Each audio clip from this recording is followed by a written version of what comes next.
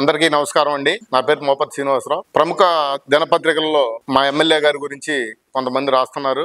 దాని గురించి వివరణ ఇస్తున్నాం. మా గ్రామంలో మా అన్నయ్య అయినటువంటి రాంబాబు గారికి తక్కలపాడు గ్రామంలో కళ్యాణ మండపం, అది కరోనాకి ముందే దాన్ని నిర్మించడం జరిగింది. అప్పుడు కరోనా లాంటి పరిస్థితుల మూలన బాగా సాగపోవడం జరిగింది. అయితే అది నిర్మించే సమయంలో కెనరా బ్యాంక్ వారి దగ్గర నుంచి లోన్ తీసుకోవడం జరిగింది. ఈ కరోనా విపత్కర పరిస్థితుల్లో ఆయన లోన్ కట్టలేకపోవడం జరిగింది. దాని మూలన వాళ్ళు ఆక్షన్ వేస్తాం అని 2022-23 నుంచి చెప్తున్నారు. అప్పటి నుంచి ఆన్లైన్ లో బిడ్డింగ్ జరుగుతా ఉంది చెప్తున్నారు, కానీ ఏమి జరగలేదు. మేము మా గ్రామం తరఫున ఈ పరిస్థితులు బాగాలేదు కదండి, దాని గురించి కొద్దిగా వాయిదా వేయాలని కోరటం జరుగుతా ఉంది. ఒక రోజున వాళ్ళు చెప్పకుండా ఆక్షన్ పెట్టి బ్యాంక్ అధికారులు, ఈ ఆక్షన్ దారుడు సింగిల్ టెండర్ తోటి ఒక బయట వ్యక్తికి ఇవ్వటం జరిగింది.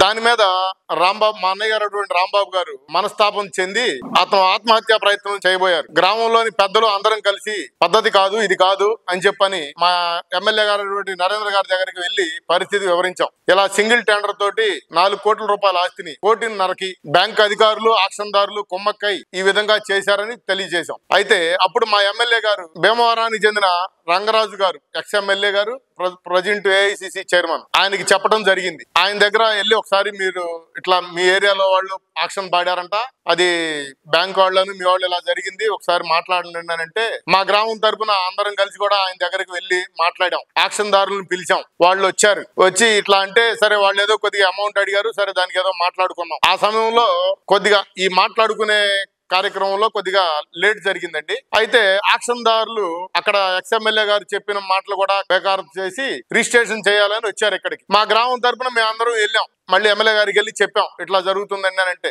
అప్పుడు సబ్ రిజిస్ట్రార్ గారికి తెలియజేశారు, దాంట్లో ఇష్యూ ఉంది. మా ఎమ్మెల్యే గారు ఎవరిని, మన్నాయని గాని మాకు గాని ప్రైవేట్ సెటిల్మెంట్లుగా గాని మమ్మల్ని డబ్బులు అడగటం గాని ఇలాంటి ఈ ఒక్క విషయమే కాదు, మా గ్రామం గుంటూరు మున్సిపల్ లిమిట్స్ లో ఉంది. మా గ్రామ పొలం రెవెన్యూ మొత్తం కూడా ఆల్రెడీ న్యూ గుంటూరు లిమిట్స్ లోనే ఉంది. ఇవాళ రాజధాని ఇవ్వక ముందు కూడా మేము న్యూ గుంటూరు లిమిట్స్ లోనే ఉన్నాం. అక్కడ పలు ప్రాంతాల నుంచి వచ్చిన వాళ్ళు రియల్ ఎస్టేట్ వెంచర్లు వేసుకుంటా కూడా ఉంటారు. ఎవరు ఎట్లా చేసుకున్నా గానీ మా ఎమ్మెల్యే గారు అది ఏంటని కానీ ఎప్పుడు ఏ విధమైనటువంటి ఇది కూడా మనం ఎప్పుడు అడిగారు. ఎవరి పనులు వాళ్ళు చేసుకుంటారు, కానీ మా ఎమ్మెల్యే గారు ఎలాంటి తప్పుడు పనులకి ఏ విధమైనటువంటి పాలు పాడరు. మీరు కావాలంటే వచ్చి పరిశీలించుకోవచ్చు, ఎంక్వైరీ చేసుకోవచ్చు. మా మండపం విషయంలో గానీ ఇలాంటి విషయాల్లో కూడా మా ఎమ్మెల్యే గారు ఎప్పుడు ఇలాంటి ఏమి లేదు. నలుగురికి అందరికీ అందుబాటులో ఎవరికి ఏ విధమైన సహాయం కావాలన్నా చేస్తారు. ఇదే కాక 2014-16 టైంలో మా గ్రామానికి చెందిన 10 ఎకరాల పొలం దొంగ రిజిస్ట్రేషన్ జరిగింది. దానికి కూడా గవర్నమెంట్ లెవెల్లో మాతో పాటు మేము అప్పుడు ఇంకా సెక్రటేరియట్ ఇక్కడ నిర్మించలేదు,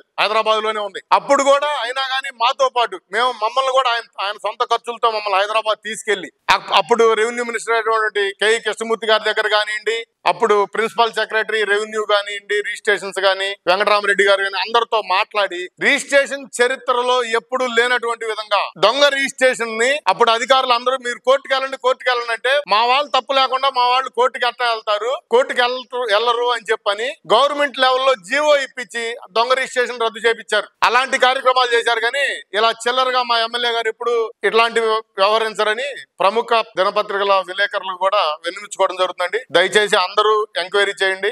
మా పాత్ర కానీ మా ఎమ్మెల్యే గారి పాత్ర ఎలాంటి వాటిలో ఏమీ ఉండదని తెలియజేసుకుంటున్నామండి.